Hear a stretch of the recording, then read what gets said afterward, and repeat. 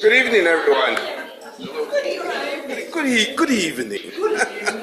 Thank you all for coming out on what is another snowy, chilly night in South Bend.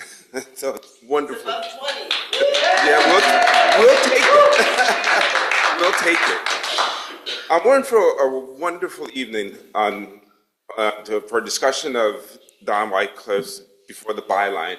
But before we go, I just want to say two things. One, most of you know me. I am Darrell Heller, the director of the IU South Bend Civil Rights Heritage Center. Anyone here for the first time? I think so. That's close enough. Welcome to you, and welcome to both of you. And we always say that we hope it's not your last time. So, and welcome to everyone else who are our constant supporters.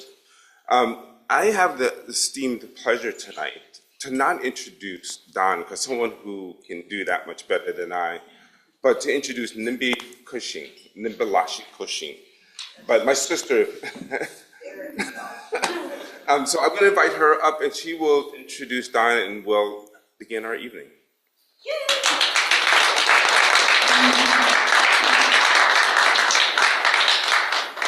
Oh, thank you so much. Mike Brown, your first time here, we'll have to get you back. I'll be back.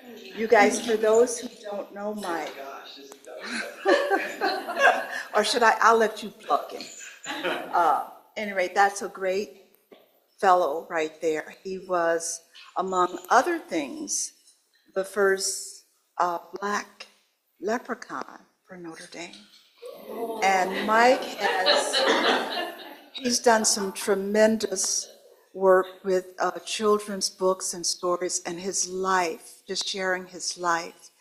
If you have an opportunity to pick up anything that he has written or illustrated, you will not be disappointed. Mike Brown is the person responsible for publishing this. And I'm so pleased about that, to have a young African-American man of Mike's standing and character to have had any connection with this older guy up here. So now I will actually read what I've written rather than speaking from my heart. That usually gets me in trouble. So when I met Don Wycliff in 2008, it was not at one of his prestigious places of employment, nor on any of the boards on which he served. His time at such showcase establishments as the New York Times, the Chicago Tribune, those were already in his rearview mirror. Don and Pam were the unmistakable pair who danced on Friday nights at Trio's Restaurant and Supper Club.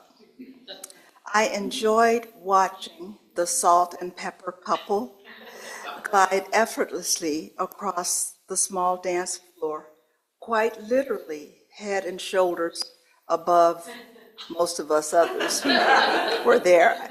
They were just so cute and tall and young.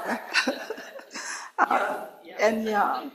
I didn't know it at the time, but I would soon get to know Don apart from his wife and my good friend Pam.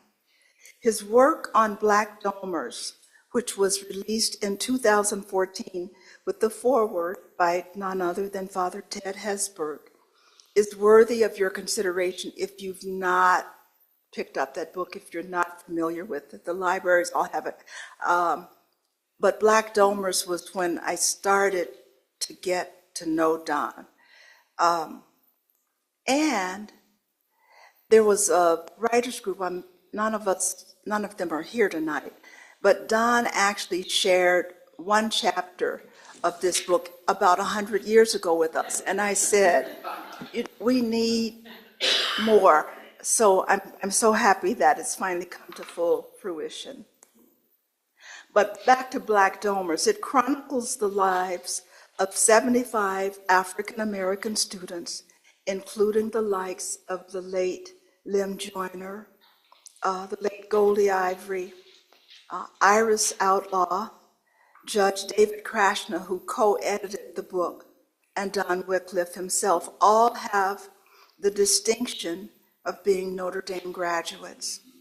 Black Domers is a documented account of shattering the wall of racial and gender barriers at one of the most heralded institutions of learning in the world.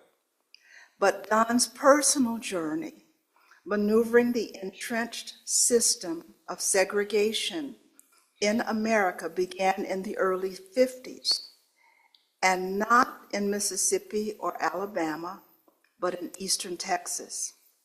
Don and I are both products of the post-World War. We have the distinction of being baby boomers, born somewhere between 1946 and 1964. I'll leave it to you to figure out which end of that spectrum we fit. When I started reading Don's memoir, I was grabbed immediately by the stark differences of our segregated worlds. Don's parents were educators and innovators. Mine were sharecroppers in Western Tennessee. I don't know for sure, but I don't believe Don ever picked a bowl of cotton, and I know, as a joke, Pam picked one. So I have a picture. But that was what I did from age 5 until 14. My grandparents were sharecroppers, but this is not about me. I want to share with you some of the many accomplishments and contributions of tonight's speaker. Perhaps most important to him is that he is a father of 2 fine sons and a recent grandpa. He also has the reputation of working to improve the living and working conditions in any community he's ever lived in, including right here in South Bend. Not only was Don an editorialist at the New York Times and the Chicago Tribune, he was also a distinguished professor of journalism at Loyola University in Chicago. He has served on the Robert R. McCormick Foundation's board of directors, an organization that has invested nearly $2 billion in communities in the Chicago area. Don also was an active board member of the Christ the King School on Chicago's West Side. And he served 2 terms as president of 100 Black Men.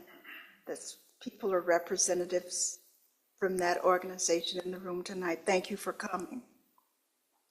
So dedicated, and my personal favorite about Don, I think, is his involvement, his connection with CASA.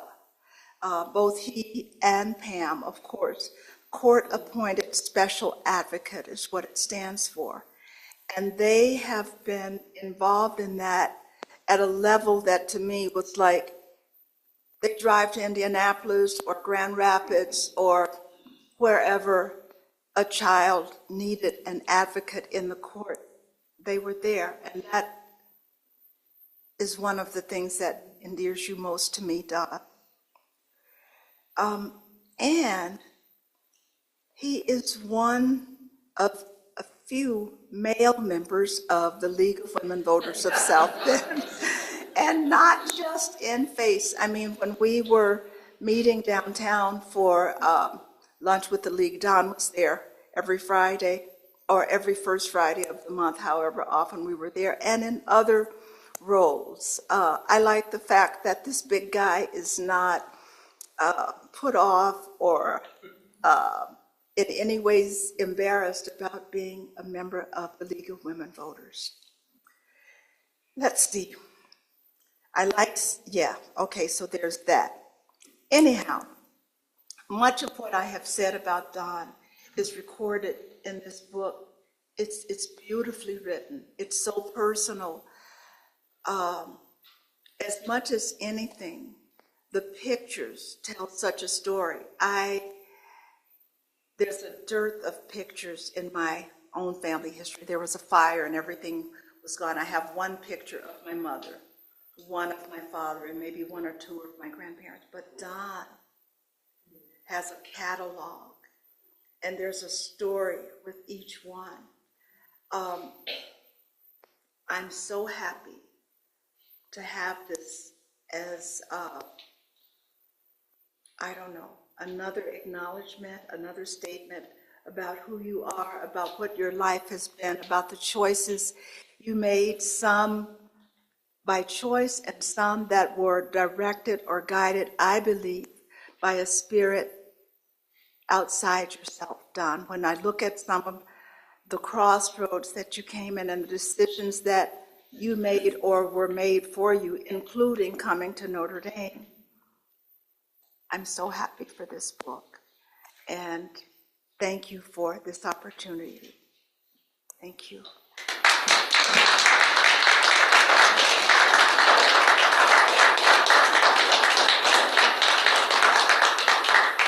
Thank you, MB.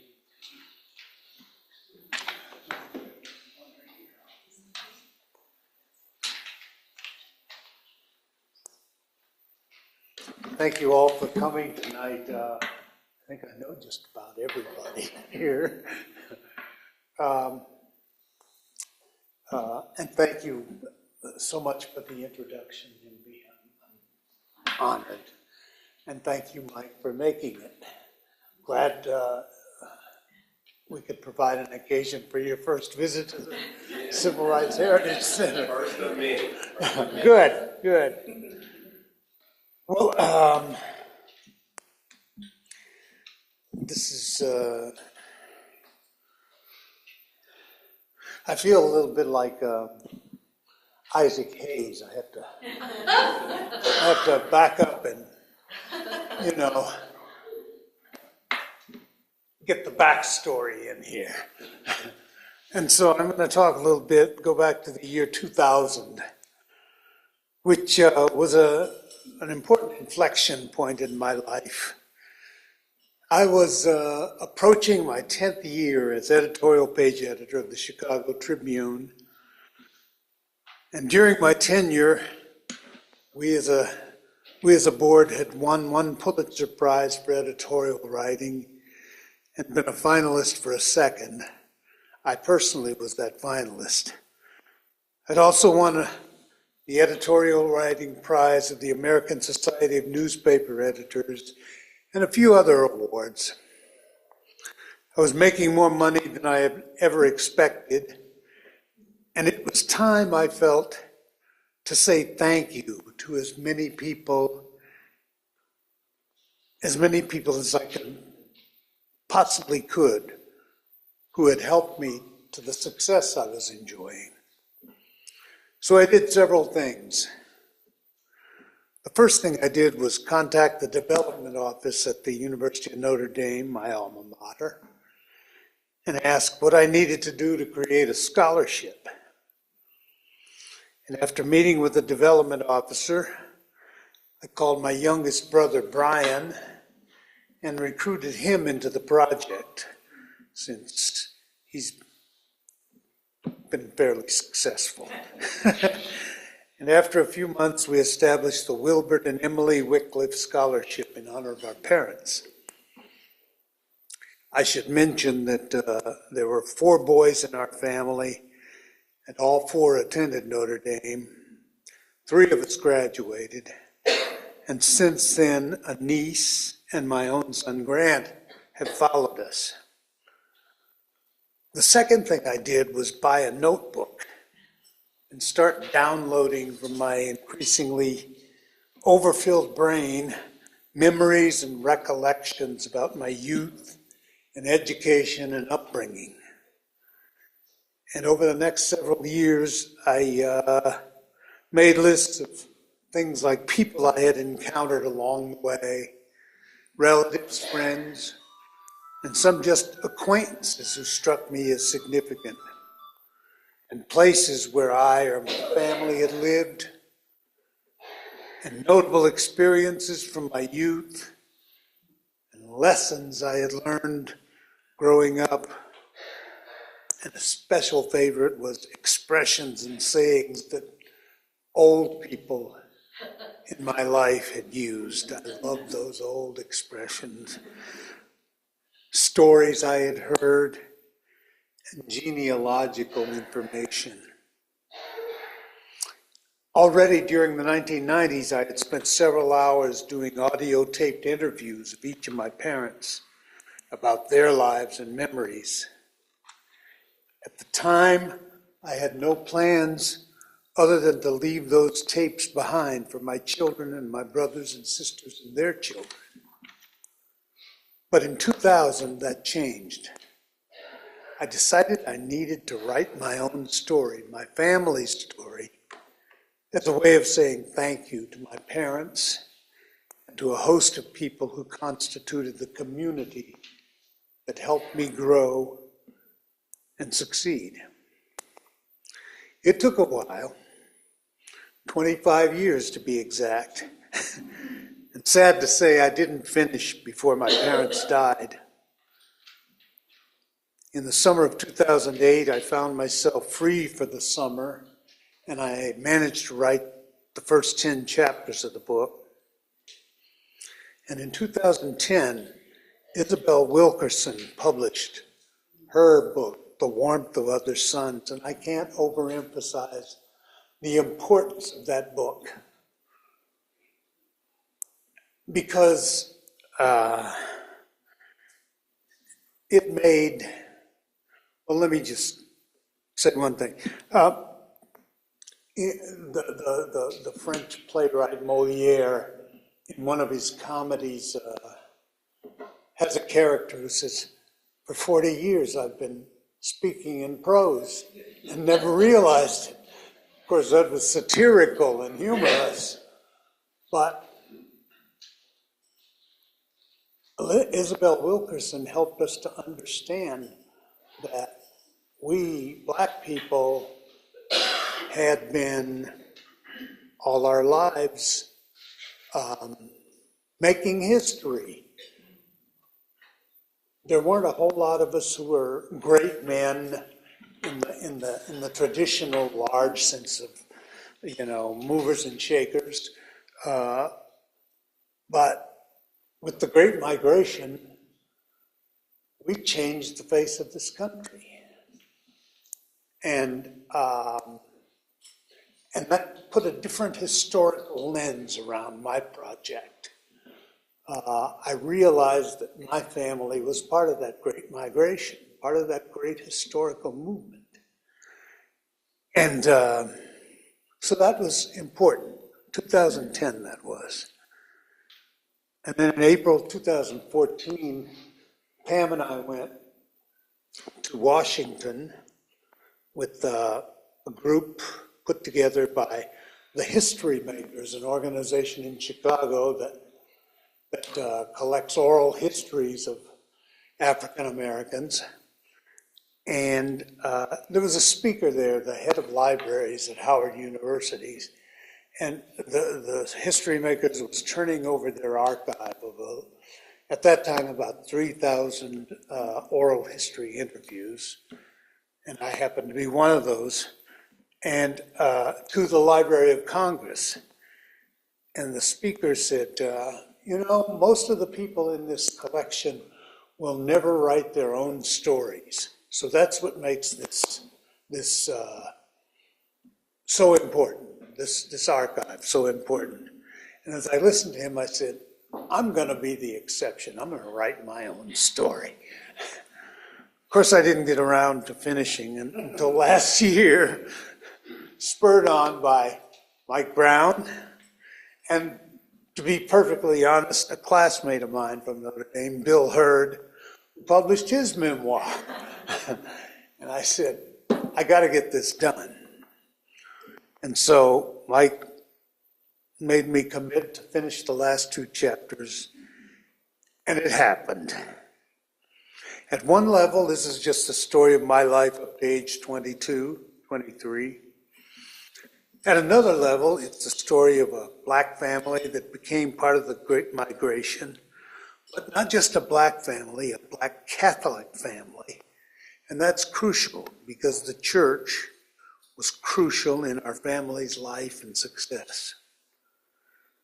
And at yet another level, the highest level, it's the story of a nation, the United States, and a movement, the civil rights movement, that transformed the country more profoundly than any event since the Civil War. I'm going to read a little section here that expresses that. It's from the prologue, and it says, I am one of the lucky generation of African Americans who came along at just the right historical moment to reap the fruits of our ancestors' struggles for freedom and equality, and of what seemed until recently our nation's decision to put aside old ways and adopt new ones that would make for a fairer, more decent, more inclusive America. I was born in 1946, the first year of the post-war baby boom, and the best of all possible years for a black child to be born in the U.S. up to that point.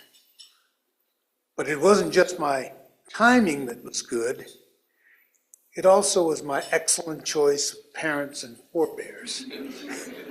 Strivers all, they refused to be defeated by racism, rejection, and disadvantage. And there was one other factor, my religion. Devout Catholics sprung from deep black Catholic roots.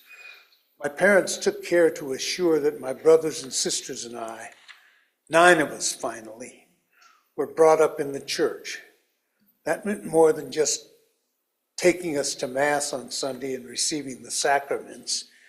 It also meant making little pioneers of us, enrolling us in a white Catholic school at a time and in a place where black kids could not attend public schools with whites.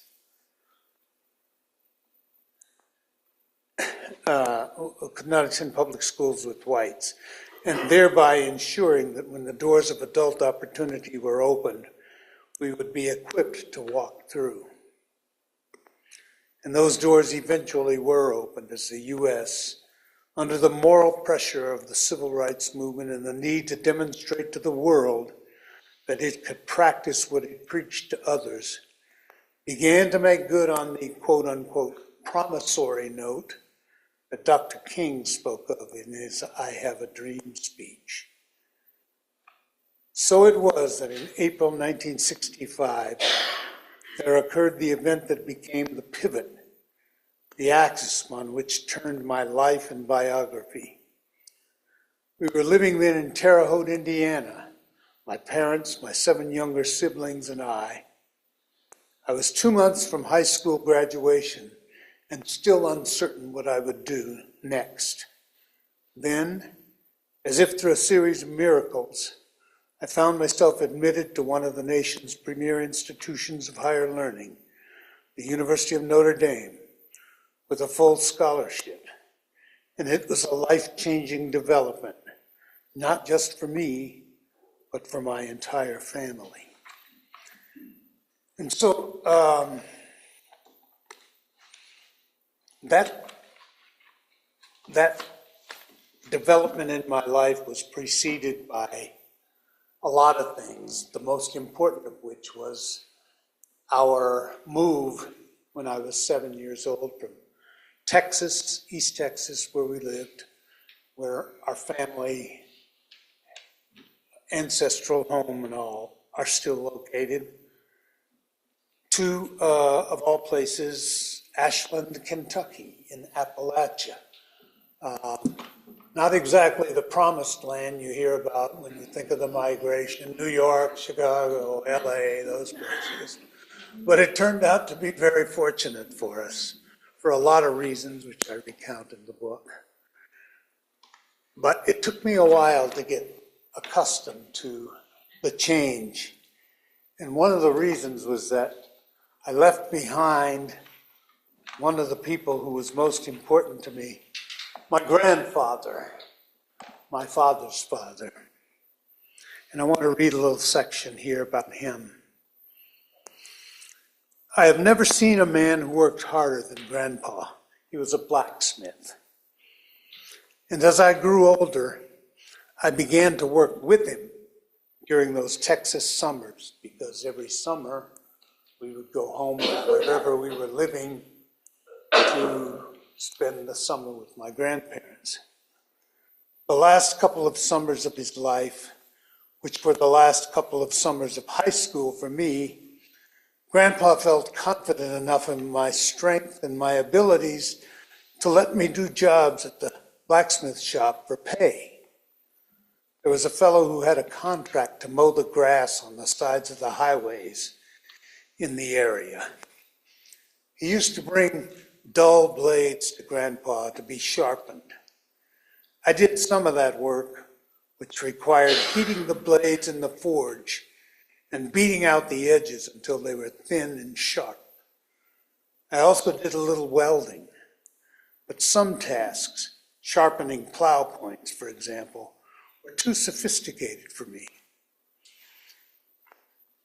There was a rhythm to our summers, the rhythm of agriculture.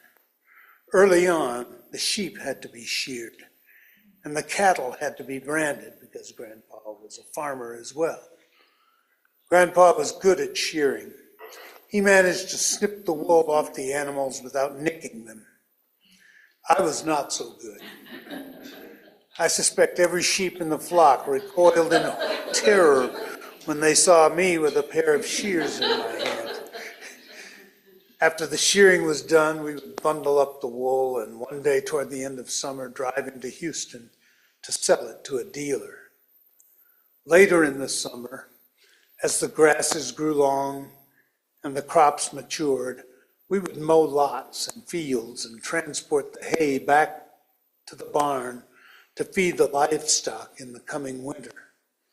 Every summer, it seemed, Grandpa would have rigged up a new gadget or device to lighten the load and save some labor.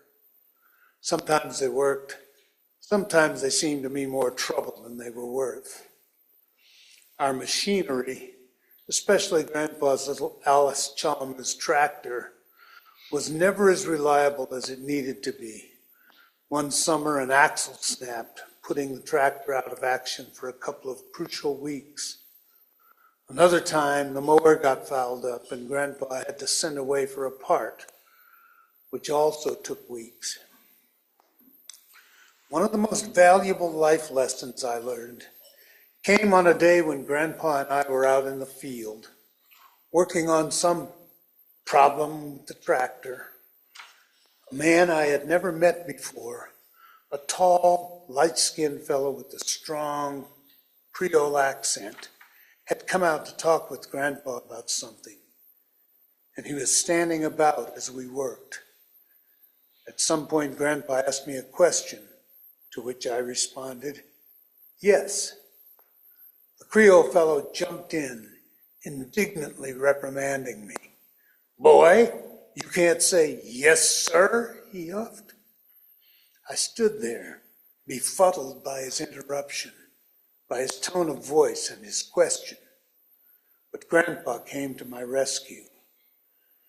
"Where he comes from," Grandpa said firmly, "they don't say 'yes, sir' to nobody, young or old, black or white." At that, the fellow stammered something that wasn't quite an apology and shut up. I have always remembered what Grandpa said that day and have taken it as an obligation to live up to. I have tried to say "yes, sir" only as an indication of genuine respect, not out of any sense of duty.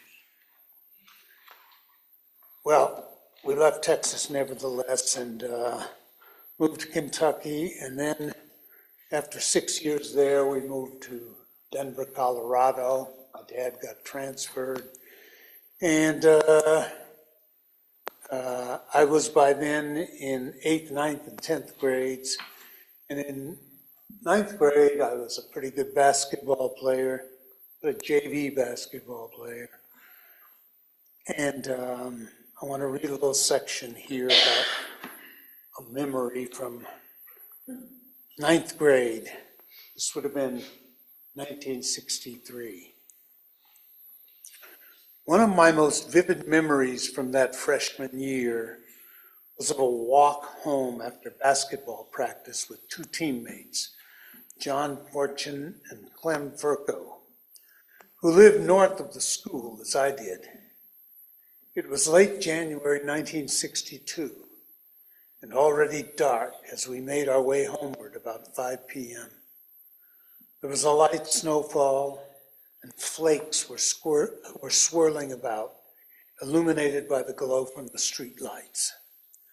Gene Chandler's classic tune, Duke of Earl, had hit the airwaves recently and was being played regularly on Top 40 radio. KIMN, Denver 95.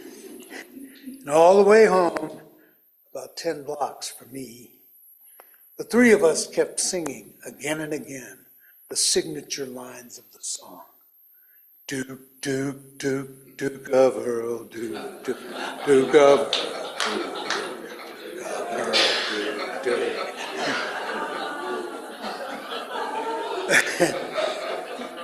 We didn't yet know all the other lyrics, but we knew those lines, and we sang them over and over. When I recall that episode, I think of it as perhaps the last carefree moment of my life. I had no worries then about getting a job, getting into college, war and peace, crime and punishment, or any issue weightier than whether a certain girl who had attracted my earnest attention would find me worth going out with. Just three friends trying with our changing adolescent voices to hit the low notes of Duke of Earl. I didn't realize it then, but carefree was already out of the question for me. I was a black boy from a black family living among white people in a country that was trying to decide whether it would do the right thing or not. Carefree was not an option. 3 incidents underscored that. The first was one of those things that had absolutely nothing to do with me, but because this was America, had everything to do with me. Sometime during my time at Matchbook, the name of the high school, a young white girl was murdered, allegedly by a black boy, a fellow student of hers at Maury Junior High School in Denver. The story was heavily covered in the newspapers and on television. The coverage included a photo that ran in the Denver Post showing the young suspect under arrest being perp-walked to a lockup.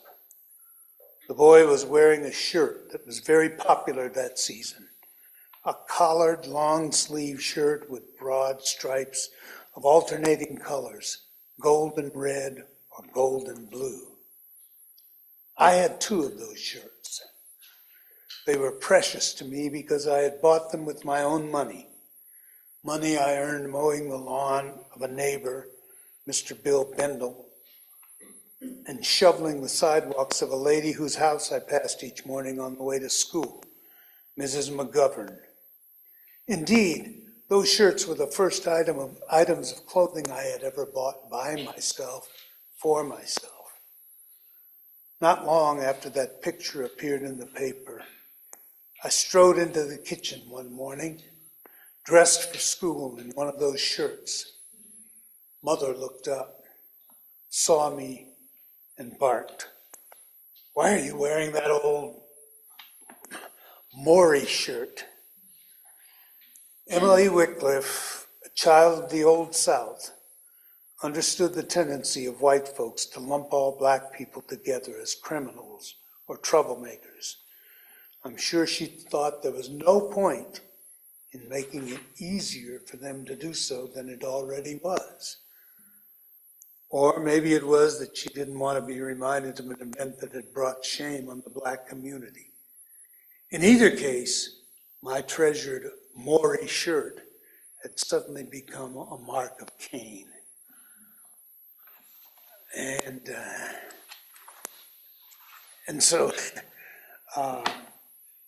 so much for Denver. We moved on from Denver when I was the summer between my sophomore and junior years of high school.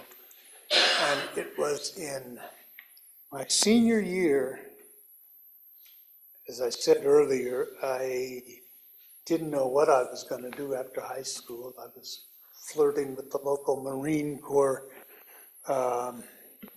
recruiter because I was skinny and 165 pounds, and the Marines used to advertise that they were builders of men, and I thought they could build my 165-pound body into something I'd be more presentable in. But I was a pretty good student, and I had people looking out for me, an algebra teacher, my principal, and others. And so my principal sent me to Indianapolis from Terre Haute to interview for a scholarship being given by the Archdiocese of Indianapolis to a black student that year for the first time. I want to read a little section of that. There were 3 interviewers on the committee, and they told me that had I not already had a tuition scholarship to Xavier University in Ohio, I would have been their choice for the Archdiocese Award, which also was for tuition. I went home thinking that was the end of my business with those people. Then, a few days later, the phone rang. Mother took the call in the kitchen and talked politely for several minutes with someone. Then she came out to the living room and asked me, "Do you know a Mr. Patrick Fisher?" "Yes," I replied. "He was one of the people who interviewed me in Indianapolis the other day." "Well," Mother said, "he wanted to know whether you would be interested in going to the University of Notre Dame." If I had known then what I know now, my response would have been along the lines of, "Is the Pope Catholic?" But in those days, I had no full appreciation of the Notre Dame mystique and the school's mythic significance among American Catholics and in American life generally. Most of what I did know was related to their sports programs. I knew it had a famous football team. I knew it had once had a football coach named Frank Leahy because one of his children, a big red-headed lad named Jim Leahy, had been a classmate of mine in Denver. And I knew that Notre Dame had once had a standout basketball player, a fellow named Tom Hawkins, who was, like me, a Negro in the terminology of that time. Hawkins became an All-American at Notre Dame and went on to play professional basketball with the Lakers, first in Minneapolis and later in Los Angeles. I recalled reading a story about him sometime during the 1950s in Boy's Life magazine, and his name stuck in my mind. Patrick Fisher was a member of the Notre Dame class of 1935 and a 1937 graduate of Notre Dame Law School. He practiced law in Indianapolis and was a dedicated layman in the Archdiocese. After that phone call with Mother, everything happened rapidly. On a Sunday not long afterwards, while our family was driving from Terre Haute to Cincinnati to visit my brother Francois, who was in a monastery then, we stopped at Mr. Fisher's law office in Indianapolis. I filled out the application for admission to Notre Dame while he and my parents talked. When I finished, Daddy opened his wallet and handed Mr. Fisher the application fee, I think it was $15, in cash. And then we left for Cincinnati to visit Francois, Brother Thaddeus, at Mount Alverno, the mother house of the Brothers of the Poor of St. Francis. A short time later, word came that I had been admitted to Notre Dame and given a scholarship to cover all expenses, tuition, room, and board. The scholarship's donor was anonymous to me and remains so to this day. In the space of a month, My confusion about my post-graduation future had been dispelled, and a completely unexpected future opened for me. And not just for me, but as it turned out, for our whole family. And so I went to Notre Dame. and after Notre Dame, which I describe at considerable length, I was admitted to the University of Chicago for graduate study. And in 1969, the fall of 69, in fact, one of my classmates in that graduate class, that fall at UC was Diane Penderhughes, a faculty member now at Notre Dame, in political science. But I quickly discovered after I got there that I was tired of school. And you may recall, I say you may recall, we're all of a certain age here. You may recall that at that time, there was a lot of ferment in the country. There had been the riots at the Democratic National Convention the year before, and the trial of the Chicago 8, later reduced to the Chicago 7, was beginning in Chicago, in fact, on the day I started grad school. It was not a time I felt to be going to libraries and poring over old books. I wanted to be out doing something, making things happen. And I grew increasingly unhappy, and so I'm going to read this last section here. December 4th, 1969, marked the beginning of the end of my graduate school experience. My alarm went off at 7 a.m. I reached out from beneath the covers on my bed and turned on my radio. It was tuned to the local all-news station, WBBM-AM. Within seconds, I heard the news. A Chicago police unit, detailed to the office of Cook County State's Attorney Edward V. Hanrahan, had raided the West Side headquarters of the Illinois Black Panther Party during the night. 2 members of the Panthers had been killed in what the police described as a shootout. Fred Hampton, the party chairman, and Mark Clark, a rank-and-file member from downstate Illinois. The news hit me like a lightning bolt out of the clear blue sky. Fred Hampton was dead. I had never met Hampton. I knew about him only because of what I had read in the newspapers and seen on television. One of those reports, a television interview he gave not long before his death, impressed me. Hampton struck me as highly intelligent and passionately concerned about his people, our people, Black people. There was a depth to him that belied the popular characterizations of him as a mere rabble-rouser or gangster. He was a man I had wanted to hear more of and from. And now he was dead. In the days and weeks after the police raid, I followed news coverage of the killings obsessively. Chicago then had 5 daily newspapers, 4 mainstream publications, and 1, the Chicago Defender, targeted to the Black audience. I made it my business to read every word in each of them about the Panther shootout. It gradually became evident that there had been no shootout at all. Rather, it was a shoot-in by the police, an assassination. The clincher was the close-up front-page photo in the December 12 editions of the Chicago Sun-Times, showing rusted nail heads in the door of the Panthers' apartment.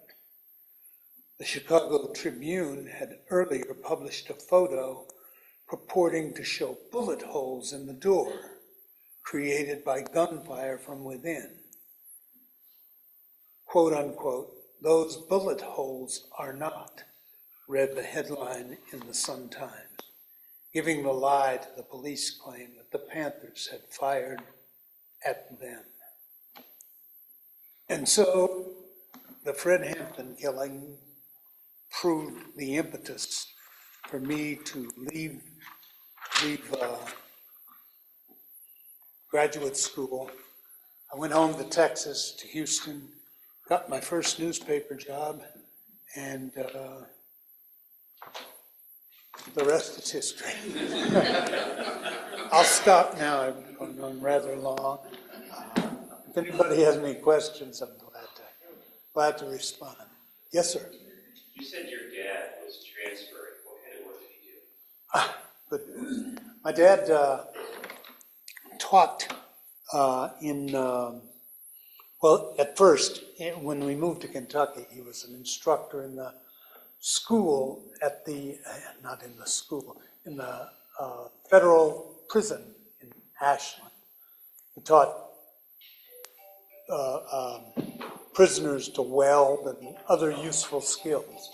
That was in the days before they were warehoused and they actually believed in trying to, reform people.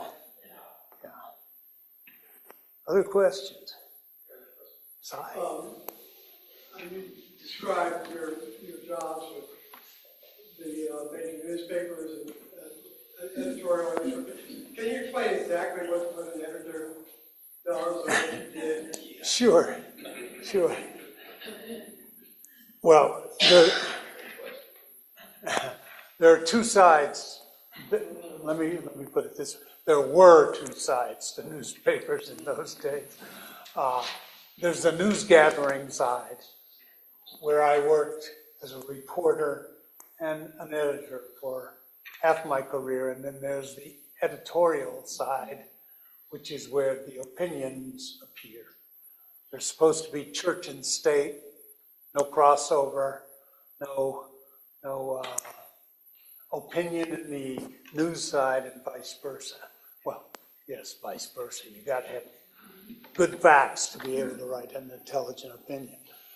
So when I became editorial page editor at the Tribune, my job was to supervise the editorial page staff, letters to the editor, op-ed page, and then to supervise the staff that wrote the editorials, which appear unsigned but are the opinion of the newspaper as an institution. So that's what I did. We had at the Tribune, we had a staff of about 12, I think, at tops. And then at the Times, I was one of 18 members on the editorial board. So did you start out as an editorial writer or columnist? No, I jumped the fence when I was about halfway through. In 1985, when I went to the Times as an editorial writer. Yeah. You're pretty smart then, right? I like to think so. Much more than I am now. Yes, sir. So, if I understand correctly, it took you 25 years to write the book. Is that correct? Yeah, roughly. Because according to the notes that I made, it was around 2000 when you were working for Tribune. So, what kind of, did life just kind of happen and that's when you had those gaps between writing, or was it just kind of unfolding for you? Because you said it was in 25 or so that you wrote the last two chapters. Yeah.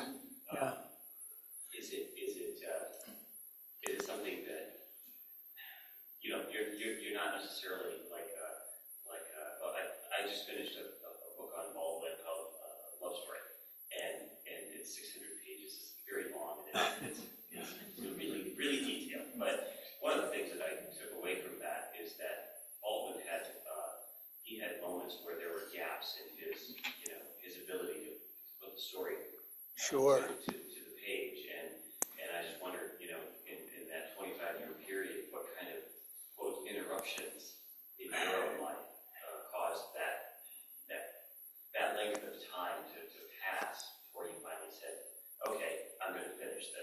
Yeah. Thank you for that question. I'll be very frank. The longest of those hiatuses was the period from 1916 to last year. And the reason was Donald Trump. I began to question the entire premise of, I wrote in the prologue, 1946 was the best of all possible years, and I thought, there was going to be progress. We would never backslide like we have. And when that happened, I said, oh man, I can't believe in this anymore. And then last year I said, I can't be put off from saying thank you to people. I can't be put off from, by this. And so, so I finished it. And I had a spur also. Some people would say a spur, some people would say a burr under my saddle in the form of my wife.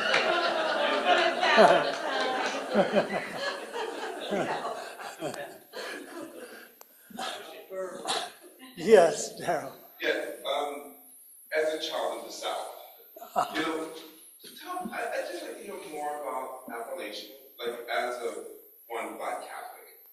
But just, we don't think about Black folks in Appalachia that much. No. And I wanted to know if there was, like, in your time there, were you part of a Black community? Did you make connections there? And just what was life in Appalachia?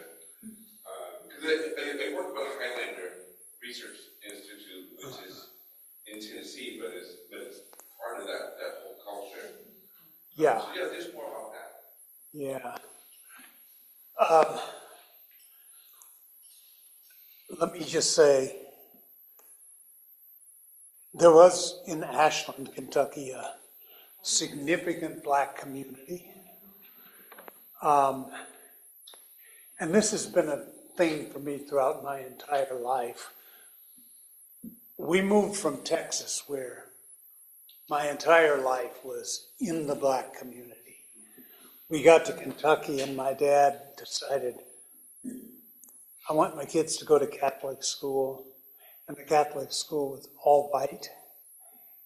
And to the great credit of the parish there and the pastor especially, a man named Declan Carroll, we were welcomed into the school.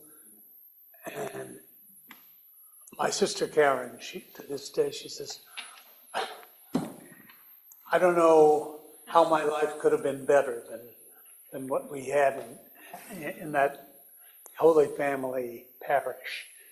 And there's a section in chapter 3, I think, where I describe the first day we went to school there. My mom took us to register. And this was, remember, 4 months after the Brown versus Board of Education decision was announced, and the South was in full-throated rebellion. And my mother tells the story of how she took 3 of us to register for school at the parish, and she was worried sick because there were stories of, as she put it, Black people being stoned at another school somewhere else in Kentucky. And she talks of going there and standing, waiting to register, and finally a lady walked across the room to her and smiled and asked, what's your daughter's name? And my sister's named Karen Wycliff, she said. And the lady said, oh, my daughter's name is Karen also. And Mother always said, and she smiled, and she said, you'll never know what a smile can mean to a person. That was so powerful and moving. Anyway, that gives you some idea. We had a good life there. But you lived in an integrated neighborhood, right? Well, I wouldn't call it integrated. We lived in a neighborhood where whites were on one end of the block and blacks were on the other. And, you know, most of our life in the neighborhood was with black people, including my nemesis and attractive nuisance, a kid named Wilson Barrow, who would win all my marbles and could throw a baseball harder and faster than I could, and would bring me to tears because I couldn't keep up with him. But yeah. Yes. I'm from Kentucky, Uh-huh. not Appalachia. My history is that Catholics took care of their black schools. Uh-huh. It was not integrated.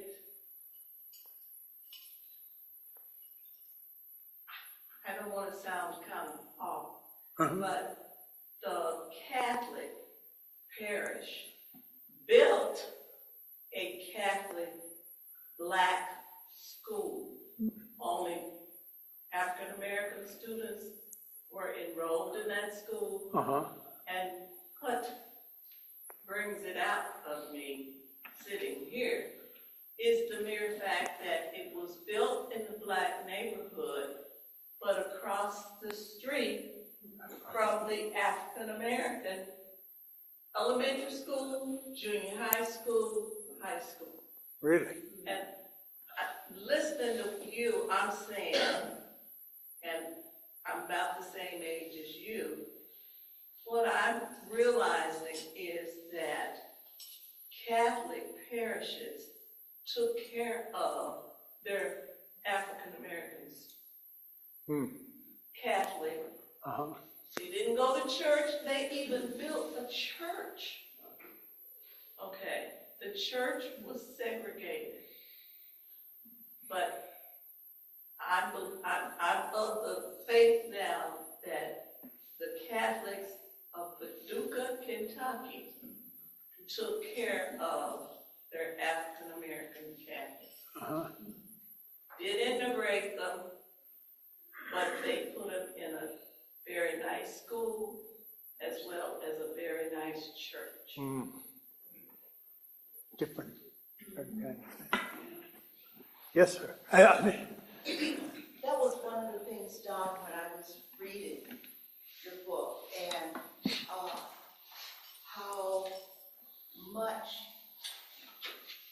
role your faith was in your whole journey. Your parents made sure that you guys not just went to Mass. I mean, it was more than that. You were involved and you were engaged and people knew who you were. yeah. And I thought about how different your experience was as to mine.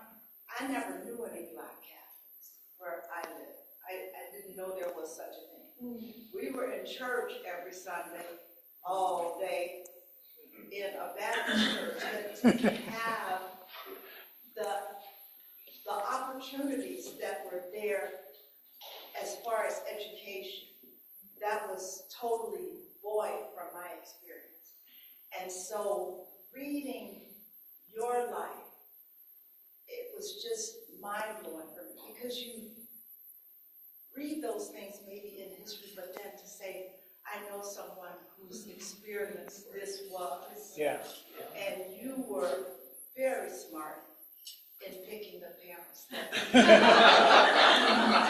Oh, yeah, boy, bring it up. You guys, I got to meet his dad a few summers ago. Delightful, charming, engaged, handsome, all of the whole walk. You got it with me. Like I said, you were brilliant in your choice of parents. But we're 2 years apart and a few states, but your experience was so different from mine, and it made me realized that segregation is a horrible thing. But in some cases, it worked to the advantage of those who knew you guys were learned, you were reading when you were 4 years old or something like that. Well, sadly I not think me. it was, yeah. But you just had the right, your parents had their eye on the prize. Yeah, they did. And they were not to be dissuaded. They went, your dad went where the work was to do, and they were innovators and educators. And yeah, that's exactly right. At any rate, that was the highlight for me. You know, I was talking to some group recently, and I can't remember what brought it up, but I go back to Texas now, to the little town where we came from, and I visit with my cousins and others whom I knew there, classmates of mine. I went only to first grade there. And it kind of makes me think, a lot of those kids have really good lives, you know? They went to that all-black school, and I remember a conversation one day with my cousin Sam Brown, mentioned in the book, and Sam said, you know, I think those teachers at our school loved us. And it wouldn't, it's not a word that, you know, he tosses around readily. But Good teacher, they felt loved and dedicated. cared about and invested in. And They rose to the occasion. and I think that was important. Exactly. Other questions? Yes, sir. So maybe it's a nice little bow tie on all of this, but you know, we have a mutual friend in Marvin Curtis, and I keep kind of pushing him to get his memoir put out. He got a lot of stories, and but I asked him this one time when we were having lunch or coffee or something, and I said, do you think you had a charmed life? And because I come in 2 years ago in his life, and you know I get the versions of Marvin that's almost 75 next week, and not seeing all the struggles and so forth that he went through in his life.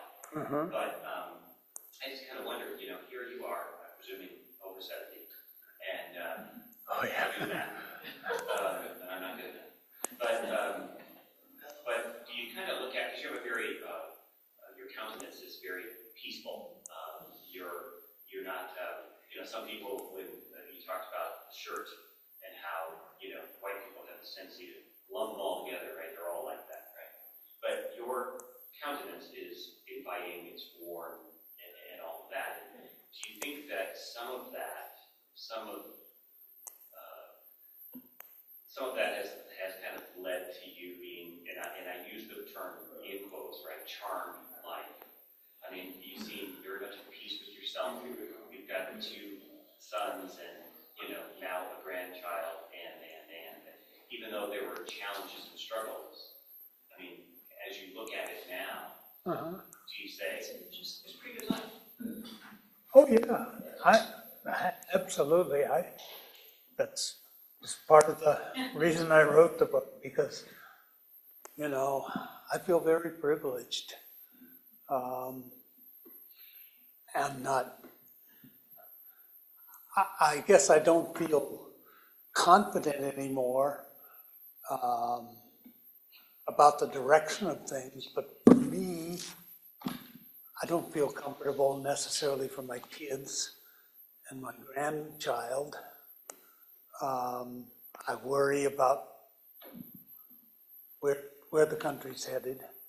But I was lucky. I was part of that lucky generation that, we reaped the fruits of our grandparents and ancestors' struggles. Yeah, for sure. And I don't know whether my expression or whatever is responsible or not, but I like people for the most part. Yes, Mike. Quick thing, John, three things I'll say. One, it was an absolute honor to be able to work with you on this, and I'm just happy to see everyone here and happy to see you celebrate. I'm glad you're sharing your story, your living history, which is wonderful. Two, you need to do an audio book because the singing and stuff doesn't get captured when you're reading it. So I want to hear the audio book. But I do wonder, one of the things that I've heard, nothing but wonderful reviews about you being a great writer, story is beautiful, looking at your life, but there are a number of people who said, then what? Then what happened? It was almost, I think people want more. They want more. What happened next in the story? No pressure. but I am curious. Then your wife moves out. Yeah. Don't say after the byline. That doesn't make sense. But I'm curious to know your thoughts on. It only took 25 On what's next. I know. Oh, boy. No pressure. You gotta No pressure, huh? I'll have to think on that. Yeah. Yeah, that's a project. I've got about 50 years of journals squirreled away in the basement that I'd have to go through, and lots of other papers as well. But there may be something there. Yeah. No, I just want to comment that the story's unfinished. It's a powerful story.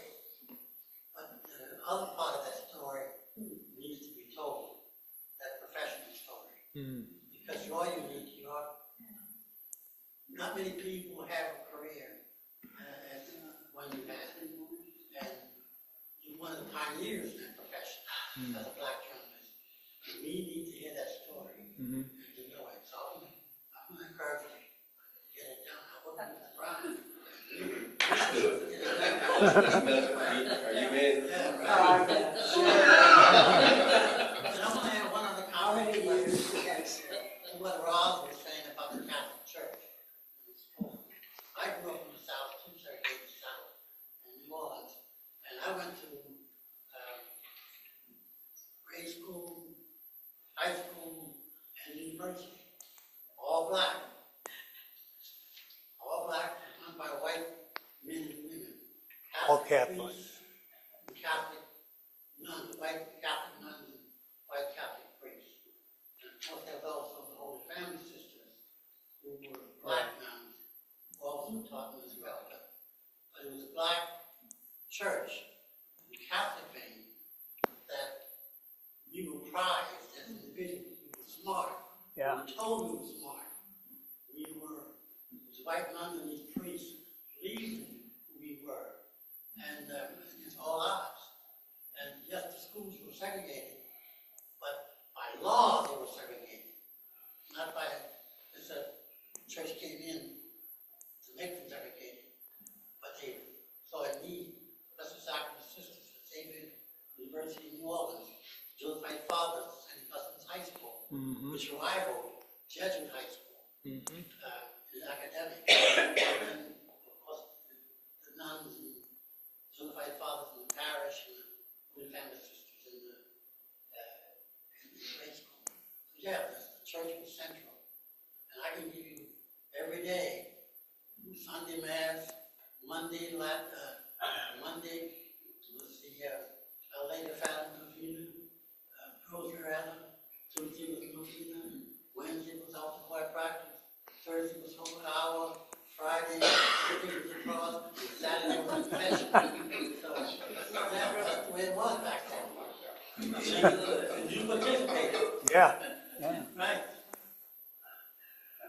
Jane? I didn't have a question. I just loved your story and having you tell it. Thank you. I'm anxious to read the book. And two things struck me. One is gratitude fills you. Right. It's who you are. And the other thing is, it probably hinges on the gratitude, but it's also embodying the history. You know who you are because you know who they were. Uh-huh. Yeah, Thank you for that. Yeah. Yeah. Thank you. Thank you. Yeah, that's right. Yes, Darryl. Yeah, kind of someone in keeping in mind with what's next. Can you share what your writing process was? Not the outside of your actual work. What was your writing process for this? Did you refer back to your journals? Did you interview folks to kind of help with your memories? And then just did you write a couple hours a day? Just a general practice. And you're a writer anyway. I know that's a career. Yeah. Well, as I mentioned, I had a summer free in 2008, and so I think I spent most of every weekday working on it. And what was that process like when you had that chunk of time? Yeah. Actually, by that point, I was stitching together pieces that I had already jotted down in various places. I mentioned in 2000 I bought a notebook. By then I had 2 notebooks full of notes and whatnot else.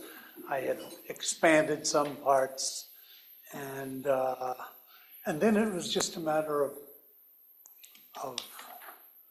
I also had kind of decided on the divisions, the chapters, whatnot else. And so I started stitching pieces together. It wasn't so much starting from scratch, but putting together what I had already done. And then, yeah, that was about it. Well, somebody asked not long ago if you talked to a lot of people to gather information for this book, and he didn't. It's all in his head. No. Oh, Not most of entirely. it is in his head. Yeah, He well, knows all true. kinds of stuff. Yeah, most of it was, but then, you have to go back and verify things. For a long time, well, until 2010, I had my older brother, and I used to rely on him a lot to refresh my memory and tell me, do I have this right, do I not? And then my older siblings too, my sister Karen, my brother Chris, they were very helpful. And then, as I said, back in the 90s, I had spent a long time interviewing both of my parents. So I had verbatim, I had transcripts of what I had recorded from them, which was very helpful. And then there were also a couple of older relatives, more extended family people who knew some of the genealogy and whatnot that I didn't, so I was able to rely on them. Yeah. I just wanted to because we do oral histories and tell we believe people's stories are really important to capture. And so for anybody who shouldn't have often or folks who capture their story, it's just, that's inspirational. I mean, I find it inspirational. Yeah. And something else, I'm sorry, What? but I'm going to do it anyway. His family, and I don't know if it's a black thing or if it's his family thing, but his dad was the patriarch, and he would hold court.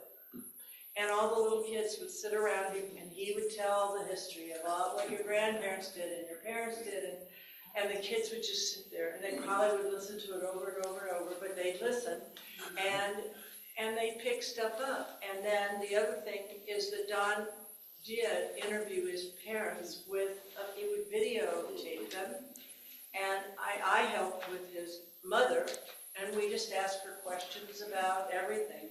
You know, how did you meet Wilbur, and how did you do this, and what did you do then? And boy, I wish I'd have done that with my parents. There's such a treasure of stuff, not only their voices, but their words and their experiences. Yeah. But you get to hear them say it, and that I don't have that. How did mom and dad move 9 kids? Oh my God. There's a car. There's a picture of it. There's a picture of it. I know. It's just a lot of chicken. But I'm talking about an African-American family. How do you move 9 kids? You know, it's really interesting you should ask that. My sister Ida, one day just out of nowhere, we have these Zoom calls. And my sister Ida, she was 5th in line. She talked about when I came to Notre Dame in the fall of '65, and Mother and... That was from Terre Haute, right? Yeah. Yeah. And Mother and the 7 younger kids were moving at the same time from Terre Haute to Washington, D.C. on a transfer. And Ida talked about how Mother had things so organized that they were able to move and get registered in school, and they missed exactly 1 day of school. She had it down to such a science. It was incredible. Oh, when they moved from Texas out to Kentucky, there were how many of you? There 5 were of you? 5 kids. You couldn't stop at a motel. You couldn't stop at a bathroom. You couldn't stop at it. And his mother was amazing. And cram all those people in the car. I don't know, that's pre-seatbelt. That's right. Yeah. Bench seats. We had the same, my parents said that many, but how you do that, I don't know. Yeah. Well, did you guys have a van or station wagon? Yeah, well, later on we did have a station wagon, and then when I was in high school, we got a van, a Chevy Greenbrier van. This is one of the things that I remember, you know. We were, I think it was about 1964. We had been down to Texas to visit, and we're on our way back to Terre Haute, and we're passing through a town, Poplar Bluff, Missouri, and it was the middle of the night. My dad was driving, and some guy was out drunk, and he was driving, and we were crossing on a bridge, crossing the St. Francis River outside of Poplar Bluff, and the guy swerved, sideswiped us, and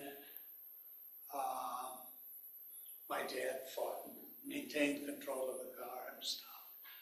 And the cops came, they rushed over to take care of the guy who hit us, completely ignoring us. Finally, my dad said, hey, you know, we got hit here. And so they took a report. But my dad got out his tools, pulled the frame of the vehicle enough to release the tires, and got back in the car. We all did. He drove the rest of the night to Terre Haute. Next morning, checked himself into the hospital. Was there for 2 weeks. One good thing, he quit smoking while he was in the hospital. But last fall, we had a family gathering, an intentional family gathering. And at the end of it, we went to the cemetery where our family are all buried, and sat around telling stories about our parents. And we told that story.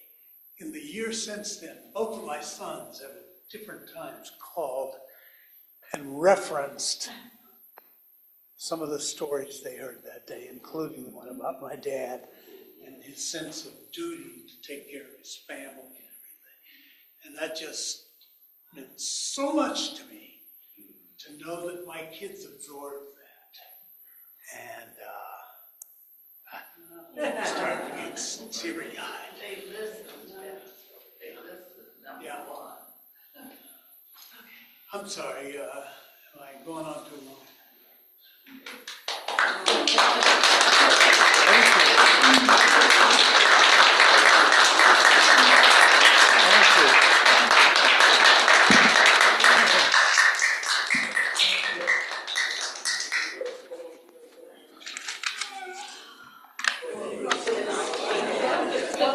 Oh, and you need to sit in the table.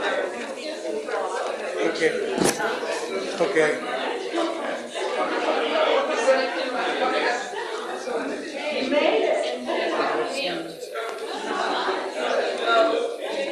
Thank you, Tom. Thank you.